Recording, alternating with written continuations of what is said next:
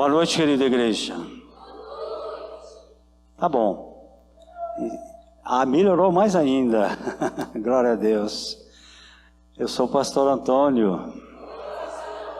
Olha, melhorou mais ainda. Que bom, glória a Deus. Eu quero cumprimentar inicialmente. Acho que pode abaixar um pouquinho o volume só, tá, Felipe? Você que está em casa, nos assistindo. As pessoas que nos assistem depois pelas redes sociais. Tem muitas pessoas assistindo os nossos vídeos. E a mensagem de Deus tem chegado a muitas pessoas. Inclusive até no Rio de Janeiro. Então é uma alegria muito grande estar aqui nessa noite. Você que está em casa, obrigado por estar nos recebendo. E que Deus esteja abençoando a sua casa, a sua família. A nossa igreja é uma igreja de família. Graças a Deus. Apenas para completar alguns avisos. Excepcionalmente, nessa quarta-feira, nós não teremos o nosso culto de oração. Mas, domingo, a programação segue normal. Escola Bíblica, 9 horas pela manhã. E à noite, o nosso culto. A gente tem pensado bastante essa semana por conta da questão de trânsito. O pessoal fica meio perdido por conta de jogo, né? Então a gente viu por bem não orar. Mas você pode estar orando em casa. Principalmente pela nossa seleção, que é só com oração, viu, gente? E a gente fica um pouco partido, porque nós temos 2 haitianos aqui na igreja, né? Cadê eles? Os Mikes. Fique de pé aí, Mikes. Cadê o outro Mike? Será que foi treinar? Não, né? Ah, tá aqui. São haitianos. Mas no primeiro tempo eles torceram para o Haiti, viram que não deu jeito, aí no segundo torceram para o Brasil. Não foi? Mas disse que agora vai mudar para a África do Sul. Tudo bem, né? Quem sabe dá sorte. Vocês são muito especiais para nós, porque foi uma campanha que a igreja fez, né? Para trazer essa família. E hoje, graças a Deus, estão aqui conosco no Brasil. O Haiti passa por um problema muito sério de uma guerra civil. Muitas vidas estão perdidas, não é? E nós conseguimos, com muito esforço, trazer essa família para o Brasil. E hoje estão aqui conosco já há bastante tempo. São músicos, né, do nosso grupo de louvor. Mas ontem a gente deixou eles bem à vontade para torcer para o time deles, né? A Ayla ficou assistindo o jogo comigo, toda vez ela apontava, aquele lá é primo do Mike? Eu falei, não, filha, não são parentes, não. Porque só tinha um do Haiti, né? O resto tudo já estava fora. O Mike estava contando a história. São pessoas que têm pais lá no Haiti que nunca viram outros parentes. É uma situação muito difícil. Nós temos que orar pelo Haiti, tá, queridos? O Haiti passa por momentos muito difíceis de uma guerra civil interminável.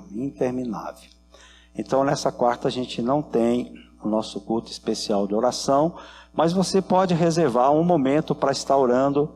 Eu vou levar as fichas de hoje e vou estar orando essa semana em casa, para que tudo aquilo que vocês escreveram, Deus tem feito milagres aqui nessa igreja, queridos, milagres. E nessa noite, é uma noite que eu gostaria que vocês prestassem muita atenção, porque é um texto que às vezes passa despercebido no nosso Evangelho de João, porque é um texto um pouco longo, mas é um texto muito especial. Por isso eu convido a você para abrir a palavra de Deus, que está no Evangelho de João, capítulo 17. João, capítulo 17. Nós já tivemos, no primeiro domingo do mês, nós pregamos sobre a primeira parte. Esse evangelho, ele tem 3 partes. A primeira parte, Jesus está orando por ele. A segunda parte, Jesus está orando pelos discípulos e pelos apóstolos. E a terceira parte, é a parte que eu mais fico maravilhado. Porque já há 2026 anos atrás, Jesus estava orando por nós. Fantástico. Vamos ler. João capítulo 17, versículo 1 a 26, está na tela para quem não trouxe Bíblia. Tendo Jesus falado essas coisas, Ele levantou os olhos ao céu e disse: Pai, é chegada a hora. Glorifica teu filho, para que o filho te glorifique a ti. E assim como lhe conferisse autoridade sobre toda a carne, a fim de que ele conceda a vida eterna a todos o que lhe deste. E a vida eterna é essa: que te conheço a ti, o único Deus verdadeiro, e a Jesus Cristo a quem enviastes. Eu te glorifiquei aqui na terra, consumando a tua obra que me confiaste para fazer, e agora glorifica-me, ó Pai, contigo mesmo, com a glória que eu tive junto de ti. Preste atenção nessa frase que Jesus disse: antes que houvesse o mundo. Manifestei o teu nome aos homens que me deste do mundo. Eles eram teus, tu me confiastes, e eles têm guardado a tua palavra. E agora eles reconhecem que todas as coisas que me têm dado provêm de ti, porque eu lhes tenho transmitido as palavras que me destes, e eles a receberam, e verdadeiramente conheceram que saí de ti, e creram que tu me enviastes. É por eles que eu rogo. Não rogo pelo mundo, mas por aqueles que me deste, porque são teus. Ora, todas as minhas coisas são tuas, e as tuas coisas são minhas, e neles eu sou glorificado. Eu já não estou no mundo, mas eles continuarão no mundo, ao passo que eu vou para junto de ti, Pai Santo. Guarda-os em teu nome, que me deste, para que eles sejam um, assim como nós. Quando eu estava com eles, tu guardava no teu nome, que me deste. Tu protegeste, e nenhum deles se perdeu, exceto o filho da perdição, para que se cumprisse a Escritura. Mas agora eu vou para junto de ti, e isso falo no mundo para que eles tenham o meu gozo completo em si mesmo. Eu lhes tenho dado a tua palavra, e o mundo os odiou, porque eles não são do mundo, como também eu não sou. Eu não quero que peço que tires do mundo, mas sim que os guarde do mal. Eles não são do mundo, como também eu não sou. Santifica-os na verdade, porque a tua palavra é a verdade. Assim como tu me enviaste ao mundo, também eu os enviei ao mundo, e a favor deles eu me santifico a mim mesmo, para que eles também sejam santificados na verdade. Eu não rogo somente por estes. Agora Jesus vai orar por nós, mas também por aqueles que vieram a crer em mim, por intermédio da sua palavra, a fim de que todos sejam um, como tu és, tu, ó Pai, em mim, e eu em ti também, seja eles em nós, para que o mundo creia que tu me enviastes. Eu lhe tenho transmitido a glória que tens dado, para que eu seja um, como nós somos, e eu neles e tu em mim, a fim de que sejamos aperfeiçoados na unidade, para que o mundo conheça que tu me enviastes e os amastes, como também amastes a mim. Pai, a minha vontade é que onde estou, estejai também eles comigo, para que estes que me deste me vejam a minha glória, que me conferiste, porque me amaste antes da fundação do mundo. Pai, justo, o mundo não te conheceu, eu porém te conheci, e também esses compreenderam que tu me enviastes.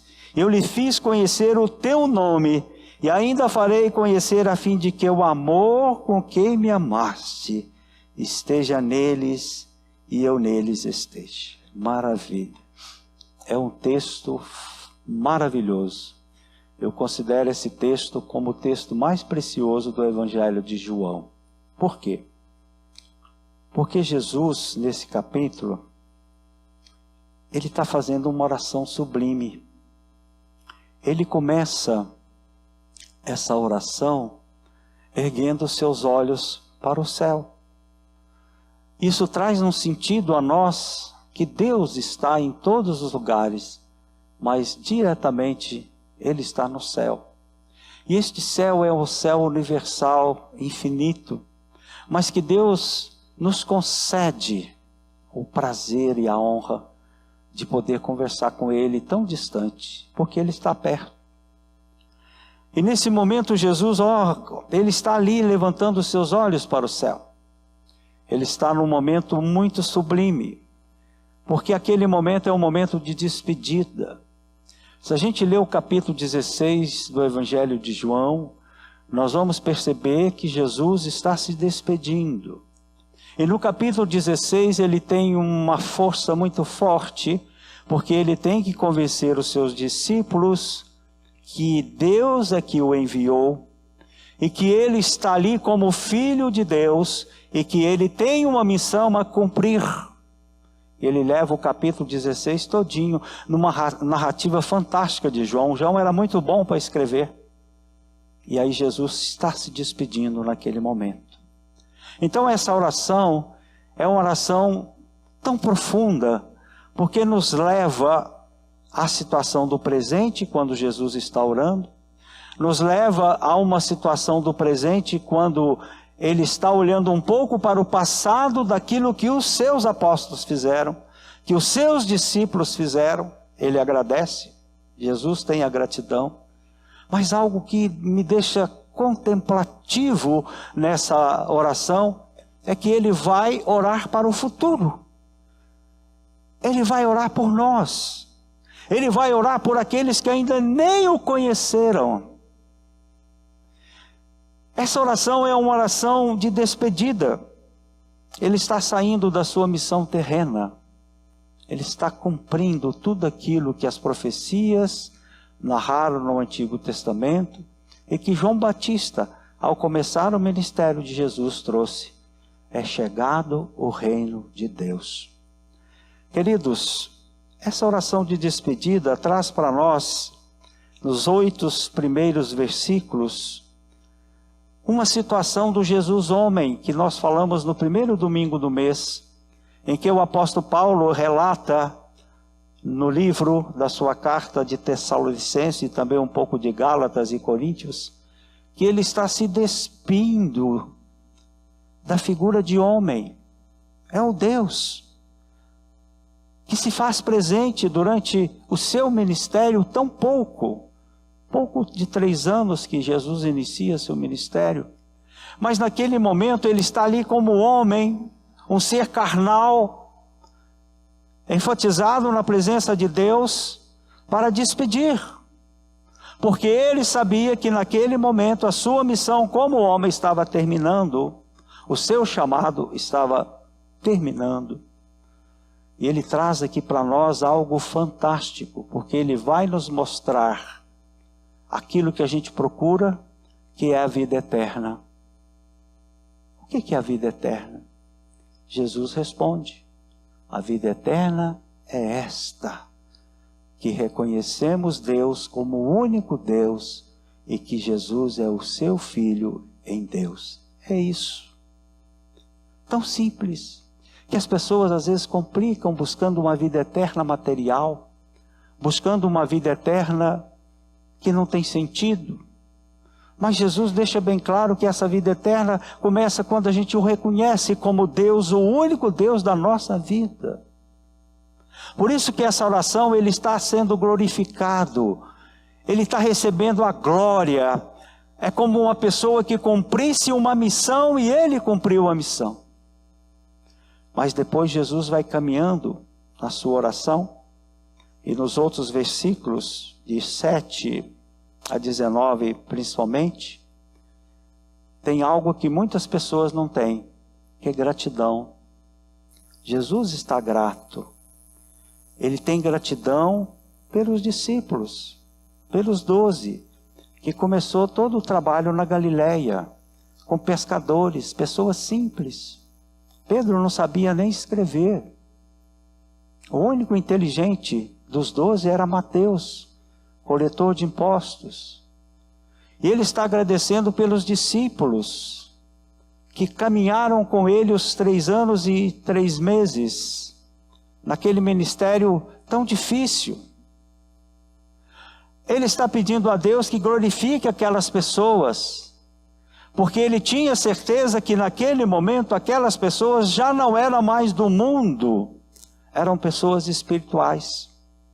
E Jesus está agradecendo os apóstolos, porque aqueles apóstolos são e foram os responsáveis para nós estarmos aqui nessa noite falando dele.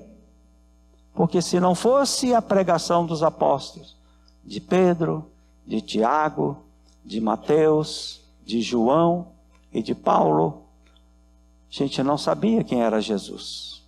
Então ele está orando agora a Deus, agradecendo. Senhor, obrigado.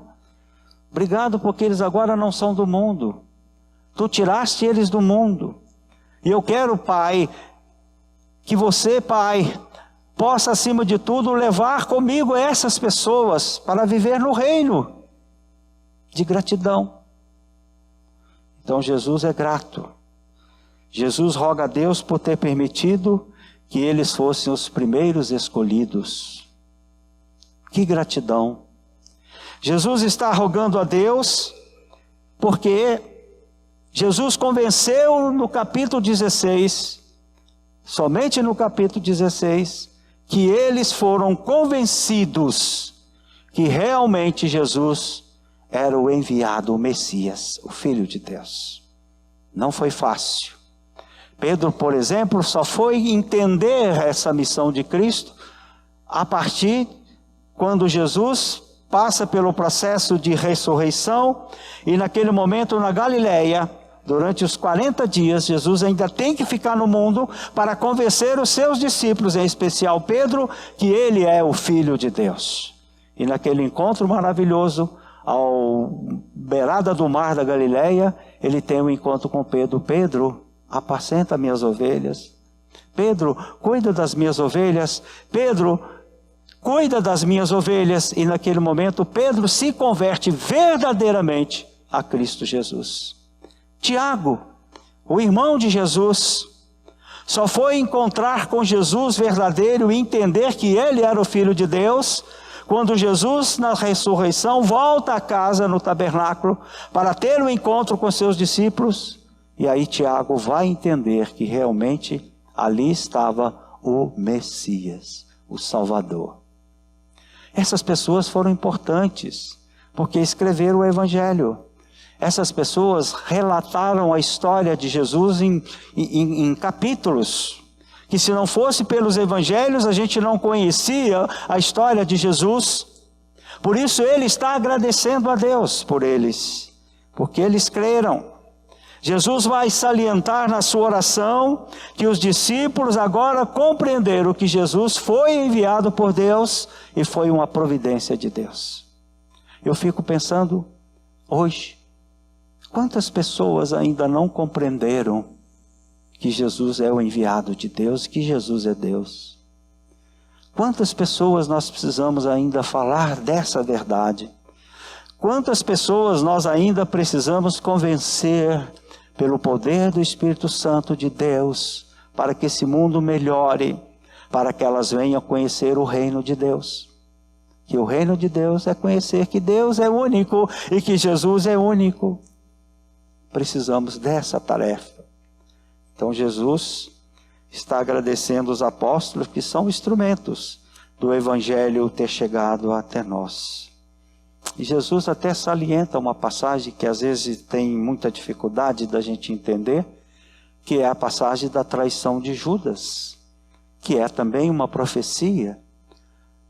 A profecia foi anunciada que haveria um traidor, e Jesus naquela passagem da ceia já anuncia que um de vós irá me trair, mas ele não deixa de orar também por aquela pessoa, o filho da perdição. Jesus manifesta o seu nome de uma forma muito forte, porque aqueles discípulos, aqueles apóstolos, eles creram profundamente em Jesus como Filho de Deus. Por isso que essa oração tem um conteúdo muito, muito espiritual, profundo. É muito profundo.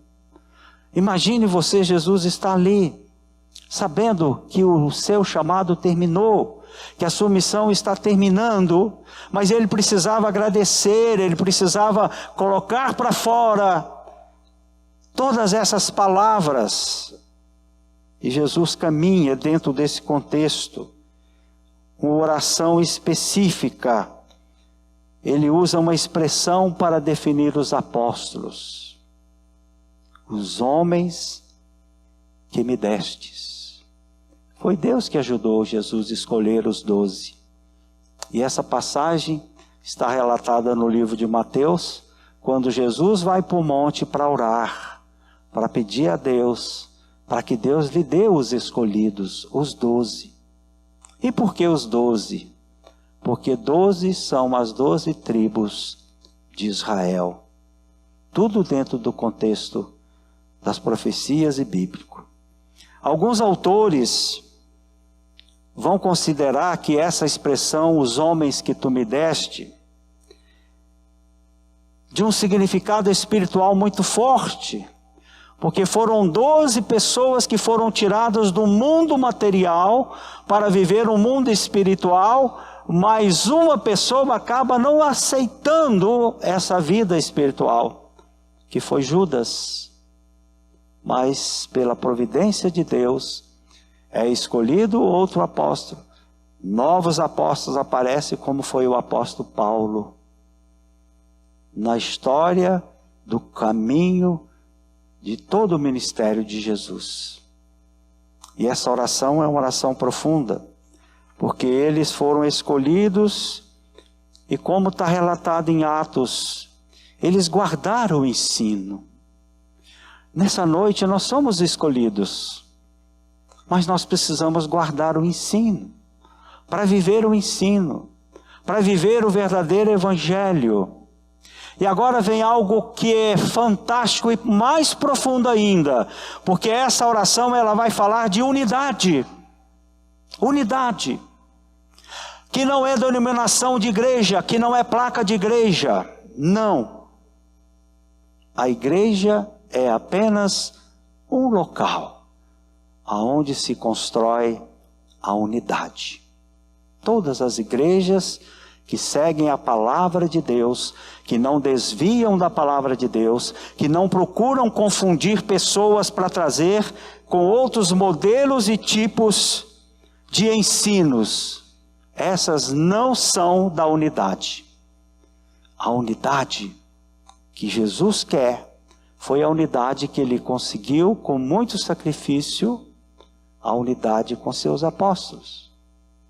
A unidade que Jesus está falando agora é a unidade que está sendo construída num trabalho de família cristã, de pessoas que vão conviver com a mesma fé. E para conviver com a mesma fé, nós temos que ter o sentido família.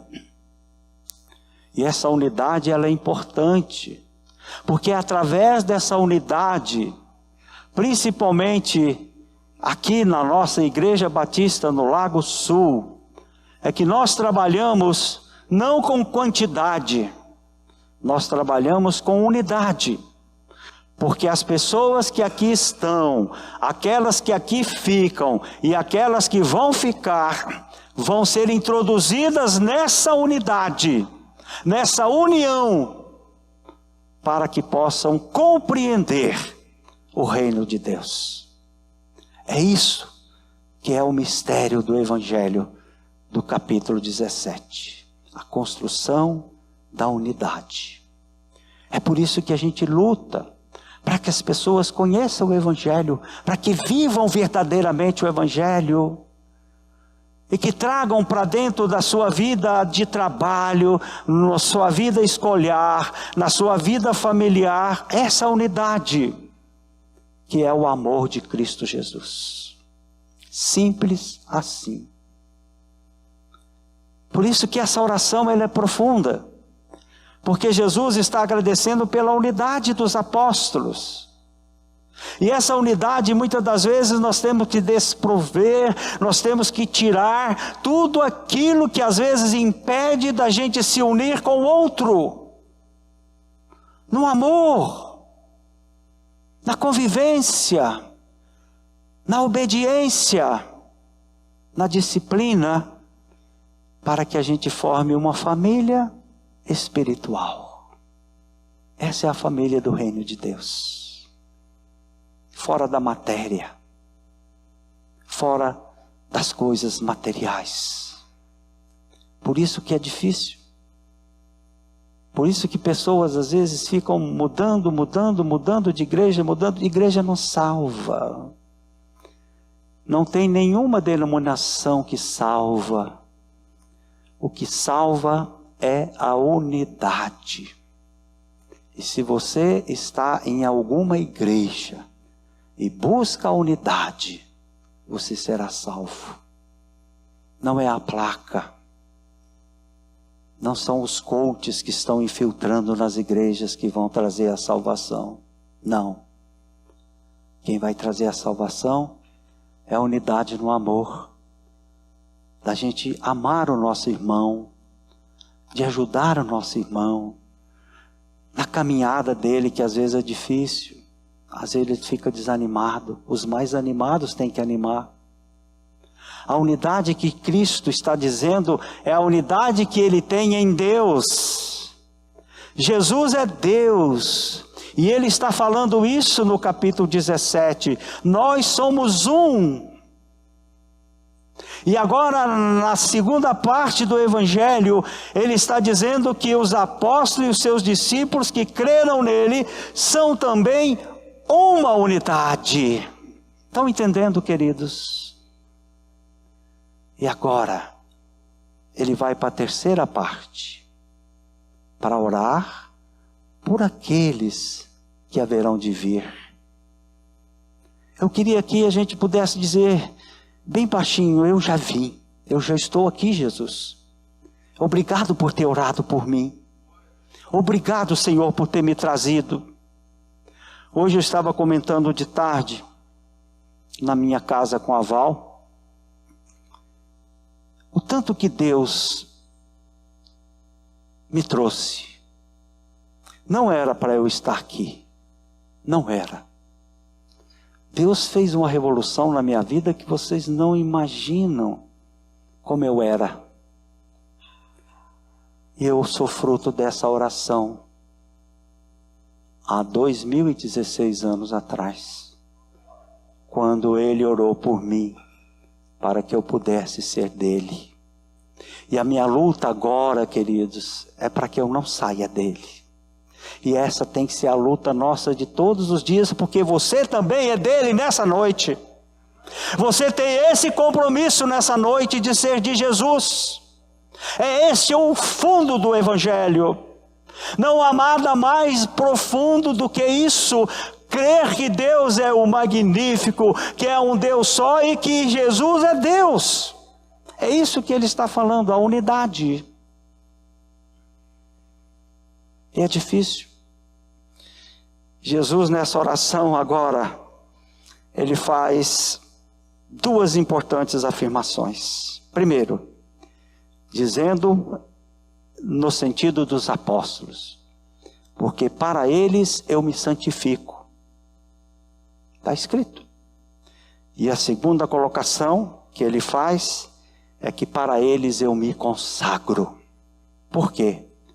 Ali agora está o Jesus diante dessa oração como sumo sacerdote. Por quê, queridos irmãos? Porque o sumo sacerdote no Antigo Testamento, ele consagrava ovelhas para que os pecados fossem perdoados. Mas agora não. Jesus está se consagrando para ser a ovelha, há poucos dias depois, para morrer naquela cruz, em sacrifício dos nossos pecados. E às vezes as pessoas não reconhecem isso. As pessoas não entendem a morte de Jesus na cruz. Mas Jesus está naquele momento dizendo para os meus discípulos eu me glorifico, para os meus discípulos eu me sacrifico, como sacrificou pouco tempo depois com a morte de cruz. E para nós ele sacrificou. Porque se ele não tivesse sacrificado, como os nossos pecados seriam perdoados? Matando ovelhas, cachorro, vaca, burro, vaca, boi? Não tinha mais nada de animal no mundo, porque o mundo é pecado. O mundo vive no pecado. A gente peca todo dia, todo momento, toda hora. Mas agora não. Agora não.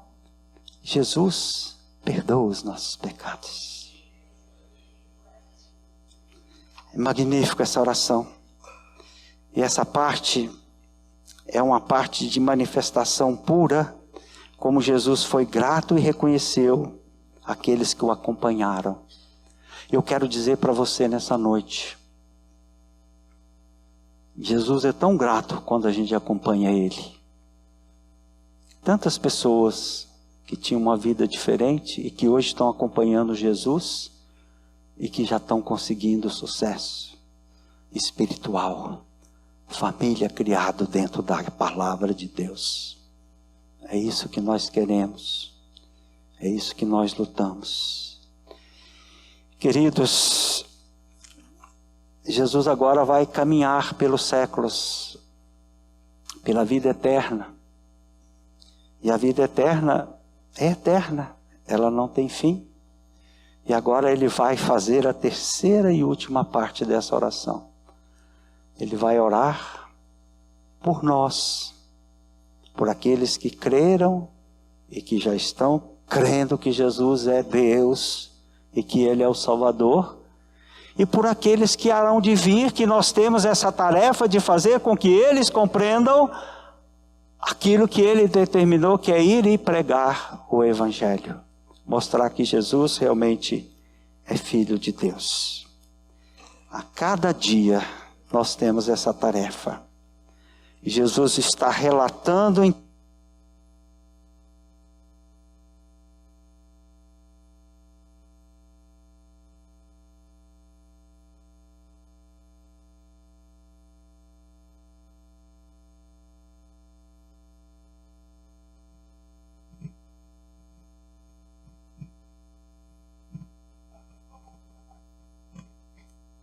eles caminharam com Jesus, eles também são um, na unidade de Deus e de Jesus. E agora nós, Ele está orando por nós. Ele orou para que você estivesse aqui nessa noite, e você veio. Mas nós temos um compromisso de trazer mais vidas, porque Deus está orando ainda por essas vidas. Eu creio que haverá uma revolução no mundo quando as famílias se converterem a Ele. E aí sim, Ele estará voltando. Ele vai voltar. Ele prometeu. E nós precisamos estar preparados. Queridos, é uma nação de futuro para aqueles que vierem a crer nessa fantástica promessa. A gente pode entender um pouco a razão da missão dele, porque ele está sentindo que o chamado foi cumprido. Quem esteve aqui hoje de manhã na minha aula, a gente mostrou os momentos finais de Jesus. Ele foi ao Monte das Oliveiras, ele passa por momentos difíceis de despedida, depois ele faz a ceia na quinta-feira no cenáculo, e depois ele já está entregue àquele compromisso que ele tinha com o Pai, de sacrificar a sua vida em favor de nós. Jesus está orando pela igreja do futuro, mas não é essa igreja de pedra, de telhado, de luz, não. A igreja somos nós. Nós é que temos que buscar essa unidade. Nós é que temos que buscar a nossa vida única com os nossos irmãos. Não há outro caminho. Lá fora está muito difícil. Lá fora está muito complicado. Lá fora está impossível de viver. Como o mundo está no maligno.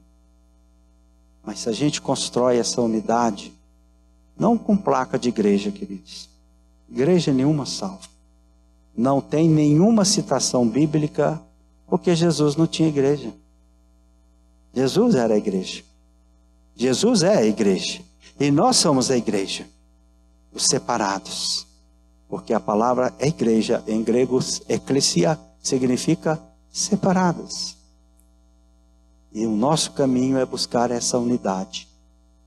E essa unidade é construída com muito amor, com muita doação, com vontade de querer acertar, de querer viver uma vida melhor, de querer viver a parte espiritual. E nessa oração, Ele está glorificando a nós também. Jesus é grato por nós termos crido nele. E Ele vai ficar mais grato ainda se a gente continuar crendo nele. Porque essa é a razão de buscarmos a vida eterna. Porque aqui estamos encerrando esse ciclo. Todos nós vamos encerrar um ciclo. Mas esse ciclo, ele é diferente quando nós estamos dentro do contexto da unidade que Jesus quer. Compreender que Ele, Deus, é uma só pessoa. E que a partir do momento que nós entramos para crer nisso, nós passamos a participar dessa unidade. Nós seremos de Jesus eternamente. Seremos de Deus.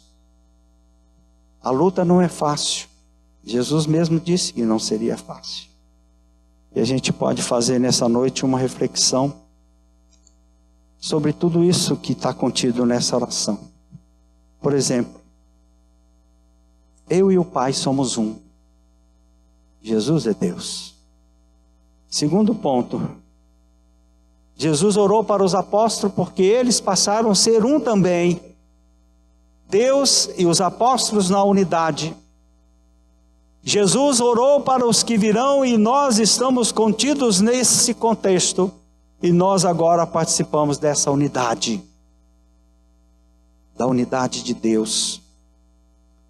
No versos 22 e 23 desse capítulo, está escrito: eu lhes tenho transmitido a glória que me tens dado, para que sejam um como nós somos. Que maravilha! Eu neles, tu em mim, a fim de que sejam aperfeiçoados na unidade, para que o mundo conheça que tu me enviastes e o amastes, como também amastes a mim. Nós podemos aprender que, primeiramente, nós temos que buscar a unidade. Sem unidade não há crescimento espiritual. Sem amor, sem compreensão com um com o outro.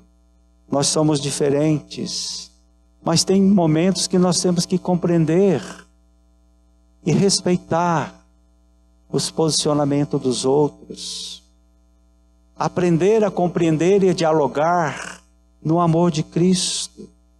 Porque a igreja não são pedras nem tetos, somos nós. E nós temos que buscar isso na nossa vida. Porque convivemos com pessoas e cada pessoa tem um modo de ser. Mas na unidade em Cristo Jesus, nós temos que ser um só no amor dele. E quem ama, respeita. Quem ama, compreende. Quem ama, caminha com Deus. O segundo ponto é que é através dessa unidade, desse amor que a gente constrói todos os dias, nos nossos domingos, na escola bíblica, na nossa reunião de oração, nos nossos cultos, porque não tem outra maneira da gente nos reunir que não seja assim. Brasília é uma cidade muito fria, de relacionamentos. Quando queremos falar de Jesus, as pessoas correm, porque não querem compreender e receber o amor de Deus. Mas nós, vocês que estão aqui, e aqueles que virão, nossa missão é trazer vidas. Aí sim, nós vamos fazer a unidade. Sabe o que é bonito nessa unidade? É quando a gente tem a escola bíblica pela manhã, e 7 horas já tem pessoas aqui fazendo lanche. Não precisa nem o pastor preocupar. Eu preocupava com a chave, agora todo mundo já tem sua chave. Você chega aqui, o lanche está pronto. As pessoas estão felizes. Nas quartas-feiras, quando acaba o culto de oração, as pessoas declararam as bênçãos que receberam. E depois vamos fazer uma confraternização com caldo, com pão de queijo, com bolo. E o pastor tem que falar, gente, vão embora, senão vocês vão ficar aqui até 1h da manhã. No outro dia a gente tem outras obrigações. Essa é a unidade. Quer saber o que é a unidade? É quando a pessoa está passando por dificuldade, e a gente vai ajudar o irmão. Isso é que Cristo quer. É quando a pessoa precisa ser consolada, quando as pessoas precisam do nosso ombro. Este é o amor que Cristo está pedindo a nós e que o mundo está dificultando. Porque nós não queremos ser do mundo. Nós estamos no mundo, mas nós estamos na unidade de Cristo Jesus. Outro ponto para finalizar, que Deus é glorificado quando nós cremos e quando nós vamos viver bem uns com os outros. Como é bom, quão suave que os irmãos vivam em união, na unidade. Essa unidade se alcança quando a gente respeita um ao outro. Às vezes a gente pode não querer entender o que o outro está dizendo, mas respeite, porque essa é a unidade. Essa é a unidade. A conversa no amor, a conversa acima de tudo, nessa oração maravilhosa, em que Jesus se despede, falando dele, falando dos discípulos e falando de nós. Por isso, nessa noite, gostaria que você levasse essa mensagem e que você pudesse buscar na sua casa, a partir dos seus filhos, a partir da convivência de casal, com seus irmãos, com seus vizinhos, mostrar que você faz parte de uma unidade. E essa unidade é Cristo Jesus. E que quando você venha para cá, não é pela placa da igreja, é porque aqui você sente bem, aqui você sente entre amigos e irmãos, porque você vem, porque o Espírito Santo tocou no seu coração, como tocou nessa noite. Você veio aqui para buscar, e você vai levar a graça da unidade do Senhor Jesus, desse Deus maravilhoso. Amém.